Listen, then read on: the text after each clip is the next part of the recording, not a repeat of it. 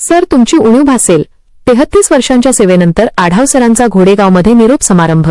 डोळे पाणावले, शुभेच्छांचा वर्षाव. शिक्षण क्षेत्रातलं एक निष्ठेचं नाव, ज्यांनी आपल्या आयुष्याची तब्बल 33 वर्षे विद्यार्थ्यांच्या उज्ज्वल भविष्यासाठी खर्ची घातली, ते म्हणजे लक्ष्मण रंगनाथ आढाव सर. आज आंबेगाव तालुक्यातल्या घोडेगाव येथे त्यांचा सेवापूर्ती सोहळा अत्यंत भावुक वातावरणात पार पडला. पाहूया याचा सविस्तर वृत्तांत. आंबेगाव तालुक्यातील नामवंत संस्था असलेल्या विद्या विकास मंडळाच्या जनता विद्या मंदिर आणि कनिष्ठ महाविद्यालयातील MCVC विभागात श्री लक्ष्मण रंगनाथ आढाव सरांनी 33 वर्षे 6 महिने सेवा दिली. या प्रदीर्घ प्रवासाचा सन्मान करण्यासाठी आज घोडेगावच्या पूजा गार्डनमध्ये सेवापूर्ती कृतज्ञता समारंभ आयोजित करण्यात आला होता. या कार्यक्रमाला आंबेगाव पंचायत समितीचे सभापती माननीय श्री कैलासबुवा काळे आणि जिल्हा परिषदेच्या सदस्या माननीय सौ सुवर्णाताई दरेकर यांनी खास उपस्थिती लावली. यावेळी बोलताना कैलासबुवा काळे यांनी आढाव सरांच्या कार्याचं कौतुक करत, सरांनी केवळ नोकरी केली नाही तर या भागातील ग्रामीण तरुणांना तांत्रिक शिक्षणातून सक्षम केलं, अशा शब्दांत आपल्या भावना व्यक्त केल्या. या सोहळ्याचे अध्यक्षस्थान आंबेगाव तालुका विद्या विकास मंडळाचे अध्यक्ष तुकाराम काळे यांनी भूषविले. व्यासपीठावर मंडळाचे उपाध्यक्ष ॲड. संजय अरविकर, कार्याध्यक्ष सुरेश शेटकाळे, समन्वय समितीचे चेअरमन राजेश काळे, खजिनदार सोमनाथ काळे, संचालक अक्षय शेटकाळे, अजित शेटकाळे व वैभव शेटकाळे उपस्थित होते.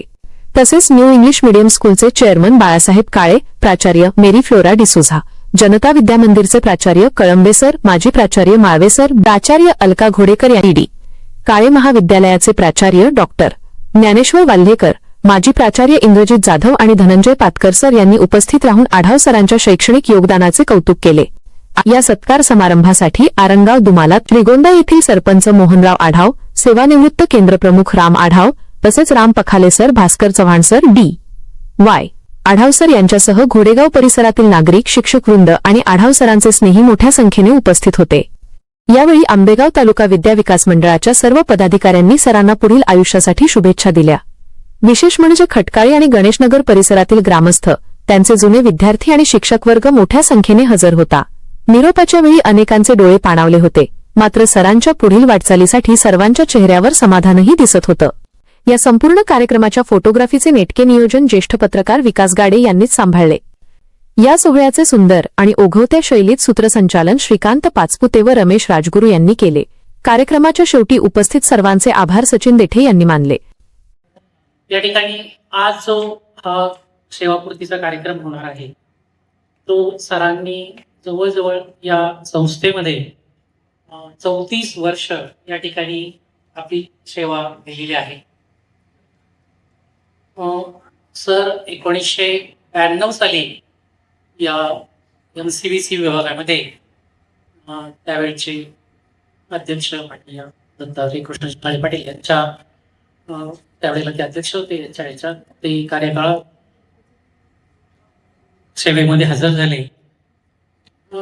सगळ्यात पहिल्यांदा मी सरांचं बाकीचा परिचय तर थोडासा करून देते. सर्वात पहिल्यांदा मी सर ज्या MCVC विभागामध्ये कार्यरत होते त्या MCVC विभागाचं थोडक्यात मी तुम्हाला हे सांगतो.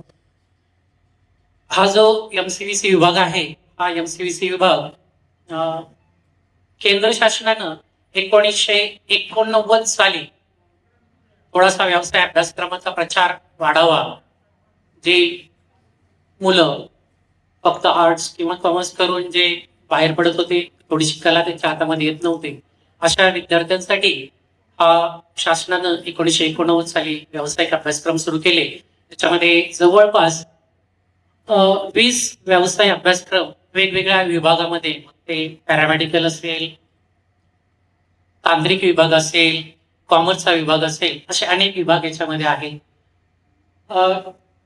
या विभागामध्ये आपल्या संस्थेनं 1992 साली हा तांत्रिक विभाग सुरू केला आणि सर तेव्हापासून ते आजतागायत या ठिकाणी काम करत आहेत. जॉईन झाल्यानंतर जवळपास 33 वर्ष 6 महिने अशी प्रदीर्घ सेवा या काळामध्ये त्या ठिकाणी पूर्ण केली. आणि जेव्हा त्या आंबेगाव तालुका विद्या विकास मंडळामध्ये त्या ठिकाणी जॉईन झालं त्यावेळेस त्यांना त्यांचे सर्व सहकारी, मग त्यामध्ये कन्स्ट्रक्शन टेक्नॉलॉजीमध्ये अजय मधुकर शिवाजीराव कट्टे सर जे आहेत, आणि त्याचप्रमाणे निकम सर, त्याचबरोबर शेख सर आणि बाळासाहेब खंडागळे, सगळे सर्व सहकारी मित्र या ठिकाणी मिळाले. या काळामध्ये आपल्या ज्यावेळेस ते जॉईन झाले त्याच काळामध्ये या संस्थेचे जे ऑनररी सेक्रेटरी होते ते दत्तात्रय कृष्णाजी काळे पाटील साहेब, त्याचप्रमाणे प्राचार्य गोलब सर होते. आणि त्यामध्ये पहिल्यांदा या ठिकाणी जेव्हा जॉईन झाले त्यानंतर त्यांची प्रदीर्घ सेवा या ठिकाणी पूर्ण झाली. परंतु सरांनी फक्त शिक्षण नाही तर शिक्षणाबरोबर आध्यात्मिक वारसा सुद्धा त्या सर्वप्रथम आज आमचे बंधू लक्ष्मण रंगनाथ आढाव, बाकीचे त्यांना एल्लार आढाव म्हणतात, आम्ही सर्व कुटुंबीय त्यांना काकाजी नावाने संबोधतो.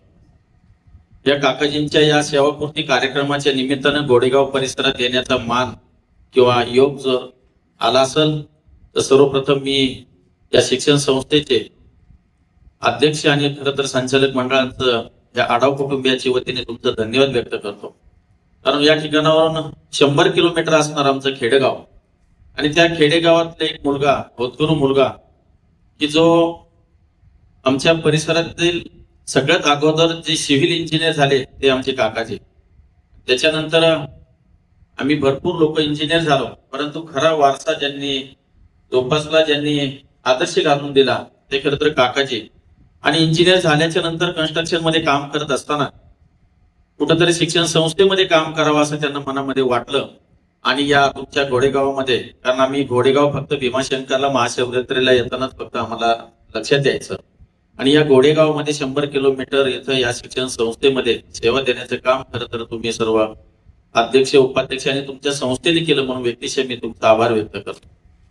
कारण काकाजींच्या बद्दल बोलायचं म्हटलं तर त्यांच्या माझ्या अगोदर खरं तर अतिशय सुंदर पद्धतीने विवेचन या कुटुंबाबद्दल केले गेलेलं आहे. त्यांच्या 3 पिढ्या शिक्षण संस्थेमध्ये काम करतात. खरं तर त्यांचे वडील रंगनाथजी आढाव एक आदर्श शिक्षक म्हणून आमच्या परिसरामध्ये त्यांनी सेवा देण्याचं काम केलं. त्यानंतर काकाजी त्यांचे मोठे बंधू आमचे राम आढाव गुरुजी, ते सुद्धा शिक्षण संस्थेमध्ये केंद्र प्रमुख म्हणून आदर्श काम करून रिटायर झाले. आणि त्यांची पुढची पिढी सुनबाई सुद्धा खरं तर शिक्षण संस्थेमध्ये काम करते. 3 पिढ्या या शिक्षण संस्थेमध्ये काम करतात, ज्ञान देण्याचं काम करतात. भरपूर मी तर म्हणतो आयुष्यामध्ये खूप वेगळ्या वेगळ्या नोकऱ्या असतात, व्यवसाय असतो, वेगवेगळ्या जीवन जगण्याच्या पद्धतीमध्ये खरं तर सेवापूर्ती करताना एखाद्या शिक्षण संस्थेमध्ये ज्ञानदानाचं काम करत असताना आयुष्यातून रिटायर होताना मी तर म्हणून आनंद झाला पाहिजे. कारण शिक्षक हा समाजामध्ये असा एक आदर्श व्यक्ती आहे की तो कुठं जरी गेला तरी त्यांच्या हाताकडून गेलेला विद्यार्थी तो पदार्थ राजकारणात असू द्या, समाजकारणात असू द्या, शिक्षण क्षेत्रात असू द्या, उद्या तो कलेक्टर जरी झाला तर तो आदराने शिक्षकांच्या पाया पडतो. म्हणून गुरु ही सगळ्यात मोठी पदवी आणि आदर्श खरं तर आहे. आणि ह्या शिक्षण पद्धतीमध्ये आमच्या काकाजींनी अतिशय चांगलं काम केलेलं आहे. या कार्यक्रमाचे केंद्रबिंदू म्हणजेच माझे जे वडील आहेत त्यांच्याविषयी जर बोलायचं झालं तर मी म्हणेन की परक्यांनाही आपलंसं करणारे काही शब्द असतात आणि शब्दांनाही कोडं पडावं अशी काही माणसं असतात.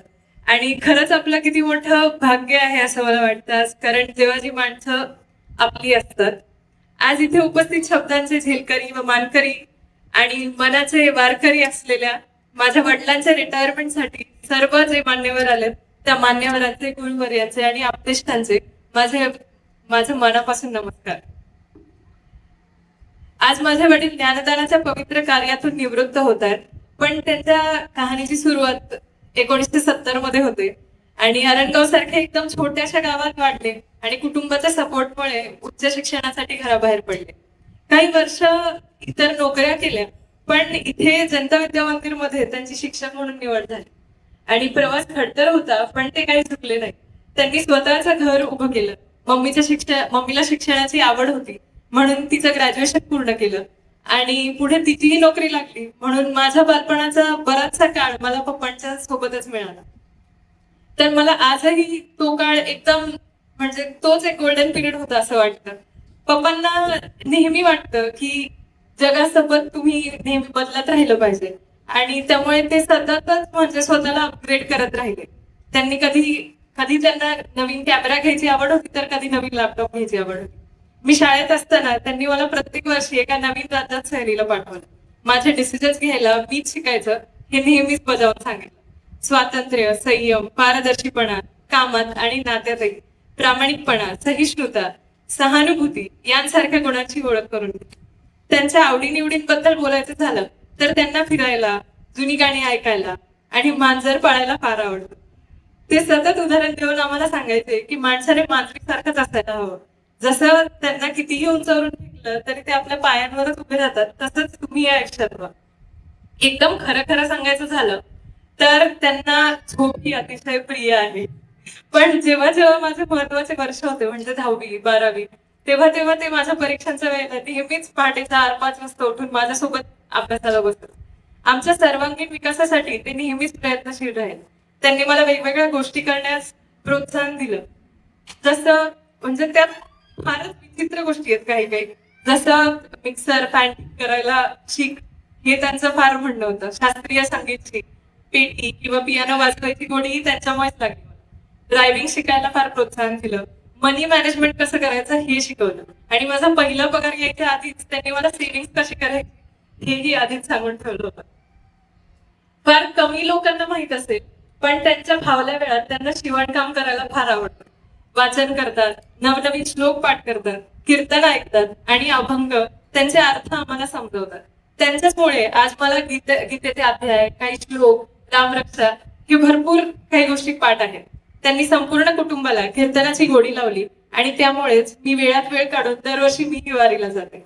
त्यांनी या सगळ्यासह समाजात वावरताना कसं वागावं हेही शिकवलं आणि स्वतःची ओरिजिनॅलिटी त्यासोबतच कशी जपावी हेही सांगितलं. ते अतिशय मस्त वडील आहेत असं मी म्हणेल, कारण त्यांनी मला पुस्तकी ज्ञानासह प्रॅक्टिकल ज्ञानही दिलं. काही ऍडव्हेंचर्स ट्राय करायचे असतील तर स्वतःला सुखरूप ठेवून कसं एन्जॉय करायचं यावर नेहमीच लेक्चर द्यायचे, पण कधी थांबवलं नाही.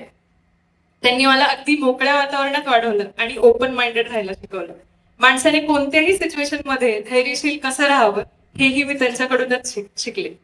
कोणी छोटं असावं असो किंवा मोठं, कोणावरही सहज आवाज चढवलेला कधीही मी त्यांना पाहिलं नाही. मम्मीच्या कॅन्सरच्या काळात ते खंबीरपणे उभे राहिले आणि माझ्या मनात त्यांच्यासाठी रिस्पेक्ट आणखीच वाढली. या माणसात एवढं संयम आहे की त्यांची सर्जरी झाली तेव्हाही त्यांनी त्यांचा हॉस्पिटलचा काळ एकदम हसत हसत काढला. आणि आयुष्यात कितीही प्रॉब्लेम्स आले तरीही आपण मात्र पॉझिटिव्ह राहायचं, नवी उमेद कायम ठेवायची, हे प्रत्येक क्षण छान जगत राहायचं हेही त्यांनी उत्तम शिकवलं. कुटुंबाकडे लक्ष देता देता त्यांनी नातेवाईक, मित्र अगदी प्रेमाने जपले. ते कोणालाही मदत करताना मागे पुढे अगदीच बघत नाही. कितीतरी वेळा असं होतं की त्यांचे विद्यार्थी कुठल्या ना कुठल्या व्यवसायात भेटतात आणि त्यांच्या डोळ्यातून वागण्यातून त्यांच्या प्रती कृतज्ञता भाव दिसतो आणि आपोआपच पप्पांच्या कारकिर्दीचा पुरावा मिळतो. या संस्थेने केवळ पप्पांना काम, नोकरी तेवढंच नाही तर माणसं दिली, नाती दिली आणि मित्र दिली आणि महत्वाचं म्हणजे एक नवीन ओळख दिली. पप्पांच्या या यशस्वी प्रवासामध्ये काही लोकांचा खारीचा वाटा आहे आणि आज मला वाटतं नक्कीच त्याची नावं घेतलीच पाहिजे. सर्वात पहिलं म्हणजे माझी मम्मी. तिने नेहमीच फार सुंदर साथ दिली. आणि त्यानंतर मी उल्लेख करू इच्छिते त्यांच्या मोठ्या बहिणीचा, म्हणजेच माझ्या आत्याचा. तिने नेहमीच त्यांना छान इमोशनल सपोर्ट दिला. आणि आणखी एक महत्वाची व्यक्ती आहे बरं, ते म्हणजे पप्पांचे मोठे बंधू. त्यांनी नेहमीच पप्पांच्या शिक्षणासाठी फार कष्ट केले आणि त्यांच्या सोबत उभे राहिले. या सर्वांना माझा विशेष धन्यवाद. आज मला तुम्हाला सांगायला आवडेल की म्हणजे पप्पांना सांगायला आवडेल की आहात तुम्ही सावरायला म्हणून पडायला आवडतं, आहात तुम्ही सावरायला म्हणून पडायला आवडतं, आहात तुम्ही हसवायला म्हणून रडायला आवडतं, आहात तुम्ही समजवायला म्हणून रुसायला आवडतं आणि पप्पा आहात तुम्ही आयुष्यात म्हणून जगायला आवडतं. शेवटी मी हेच म्हणू इच्छिते की माझ्याकडून तुम्हाला मनापासून अभिनंदन की तुम्ही हा 33 वर्षांचा कार्यकाळ उत्तमरित्या पार पडला आणि तुमच्या जीवनात येणाऱ्या हा पुढच्या टप्प्यासाठी एकदम आनंद व आरोग्यदायी असावा हीच माझी ईश्वरचरणी प्रार्थना. आणि या संपूर्ण या फंक्शनच्या निमित्ताने मी संपूर्ण कुटुंबाकडून मी आज पप्पांना म्हणू इच्छिते की we are really really proud of you आणि आय लव्ह यू. थँक्यू.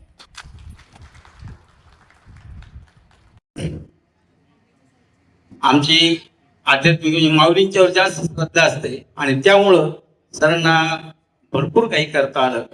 मी त्या उभयतांच्या पुढील जीवनासाठी शुभेच्छा देतो आणि थांबतो. रामकृष्ण. सेवापूर्ती कार्यक्रमाच्या निमित्ताने सरांना मनपूर्वक शुभेच्छा देतो.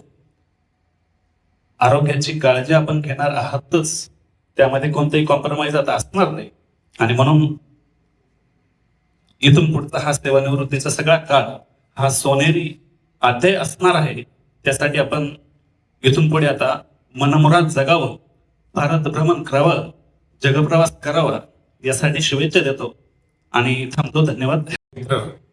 आढाव सर यांच्या सेवा पूर्ती समारंभ कार्यक्रमाला उपस्थित सर्व माझे मित्र आणि इतर परिवार, या गोडेगावमध्ये सर्वात प्रथम माझी कोणाशी ओळख झाली असेल तर ते आढाव सर आणि ते आणि मी, आम्ही दोघंच एकमेकांना ओळखत होतो. त्यांच्या बरोबर 33 वर्षात कधीही आमचं कसलंही एका शब्दाचं भांडण झालं नाही आणि अतिशय सच्चा दिल माणूस.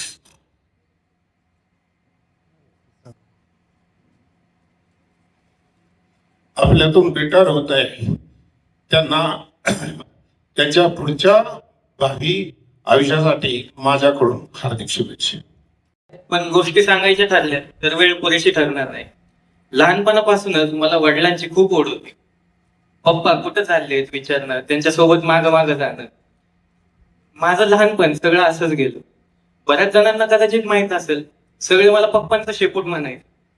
लहानपणी जेवण नसायचं म्हणून फिरवत फिरवत जेवण करून घालणं, ट्रॅक्टरवर बसून जेवण करून घालणं, त्यानंतर झोपण्याआधी गोष्टी सांगणं, गोष्टी ऐकत ऐकत झोपणं, असं हे सगळं करून माझे लाड पुरवते गेले. मोठं होत गेलो तशा गोष्टी रामायण महाभारतापासून जीवनाच्या खऱ्या अनुभवापर्यंत आल्या. जसा मोठा होत गेलो तसे नवनवीन अनुभव सांगत आले आणि प्रत्येक गोष्टी त्यांच्या आयुष्यात आलेले अनुभव सांगून मला मार्गदर्शन पप्पांनी केलं. माझ्या निर्णयांना व शब्दांना कायम ओळख दिली व त्यात सुधारणा करून निर्णयांना पाठिंबा दिला. मग ते शाळेविषयी असो की आयुष्याविषयी, कधीच काही कमी पडू दिला नाही.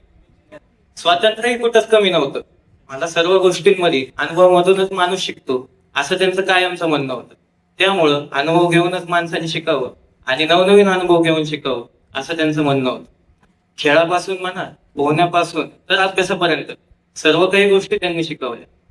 काही तिथं नाही बोलू शकणार मी, पण तरी पण 2 शब्द बोलण्याचा प्रयत्न करते. वसुदेव सुतं देवं कंसचाणूरमर्दनं देवकी परमानंदम कृष्ण वंदे जगद्गुरुम. खरं म्हणजे हे सगळं आमची जी परंपरा आहे ती शैक्षणिक आहे, आई वडिलांचे आशीर्वाद आणि तिथूनच हे सगळं पुढे सगळ्यांनाच प्राप्त झाले. कुळी कन्यापुत्र होती जे सात्विक, या न्यायाने आमच्या आई वडिलांची पुण्य आम्हाला सगळ्यांनाच खूप छान प्रकारे उपयोगाला आली. ती अगदी आमच्या माझ्या नातवंडांपर्यंत परत आलेला तो वेल आहे. त्यातच आमचं लक्ष्मण म्हणजे सगळ्यात लहान. आज आता सर्वांसमोरच मी सांगते, मी अजूनही त्याला बबड्याच म्हणते. काही झालं तरी मुलं हसतात पण ते शब्द जात नाही. फक्त आमचं हे सगळं सगळ्यांचं सौभाग्य पाहिलं. आई नाही राहिली. गोडेगावकरांना खूप खूप धन्यवाद की जिथे आईच्या खूप मैत्रिणी आहेत आजही, की आपुलकीने विचारतात, अगं आली नाहीस ग, दिसली नाहीस ग. त्यात आमचे जोशी मामा विशेष करून आहेत आणि बाकीच्याही खूप सगळे आहेत गावात. गोडेगावकरांना विशेष बंधूंनी, आमच्या मोठ्या बंधूंनी खूपच धन्यवाद दिले आणि आम्हाला आई वडिलांच्या नंतर त्यांचाच खूप मोठा आधार असतो. त्यामुळे मी आता जास्त बोलण्यात काही हे नाहीये. रामकृष्ण. 35 वर्षापूर्वीचा काळ शिक्षण घेणं म्हणजे तसं कठीण काळ होतं. सरांच्या घरचं शैक्षणिक वातावरण आहे असं आपल्याला आता लक्षात आलेलं आहे. तरी पण कष्टाने शिक्षण घेतलं.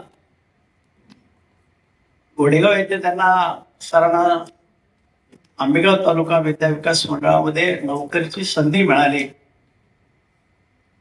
नोकरीचा पर्यंतचा एक टप्पा आणि त्याच्यानंतरचा नोकरीचा दुसरा टप्पा. 34 वर्ष अतिशय उत्तम सरांनी सेवा केली.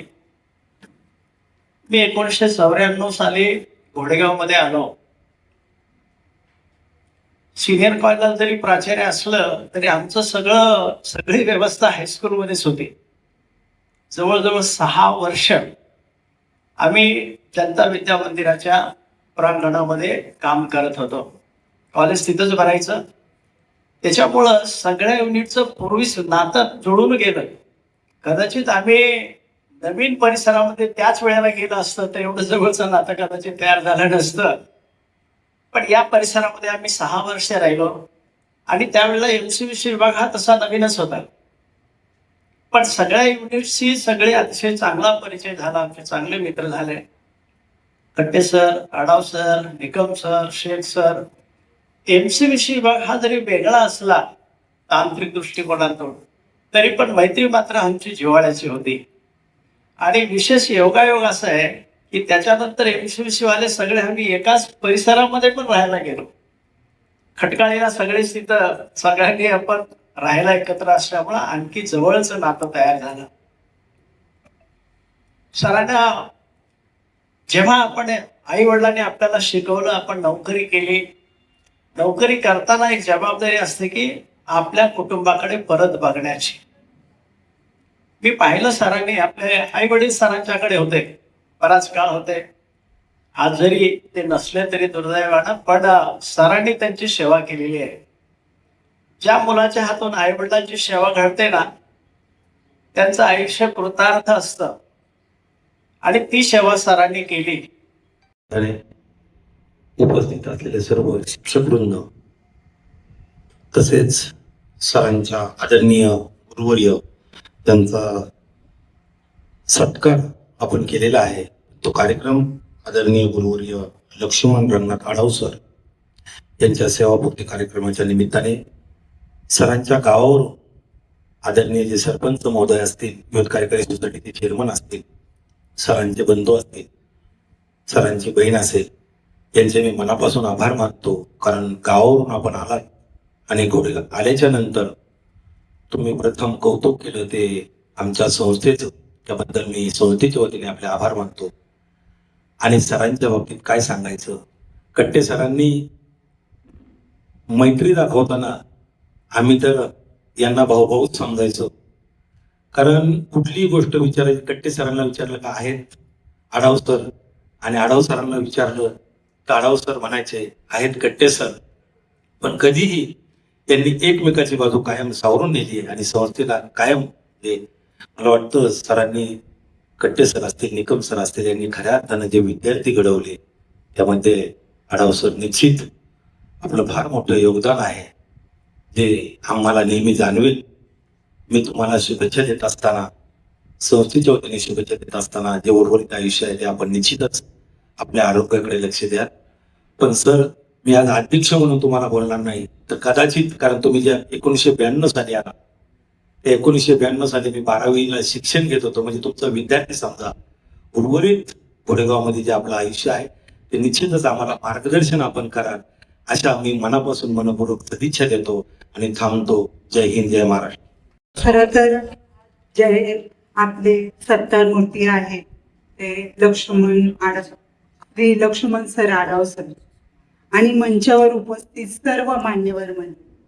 खरं तर आता सगळ्यांचीच नावं घेणं, पण आपण सर्वजण हजर आहात. विशेष करून सगळे शिक्षक बंधू, शिक्षिका महिला भगिनी आणि त्यानंतर पत्रकार बंधू आणि विशेष म्हणजे आरंगावरून आलेले सरपंच, की आपल्या गावचा एक माणूस आणि त्यांचा सत्कार आहे इतक्या लांबून आलेले आहे, त्यांचंही खूप खूप असं सर्वांचं खूप स्वागत करते.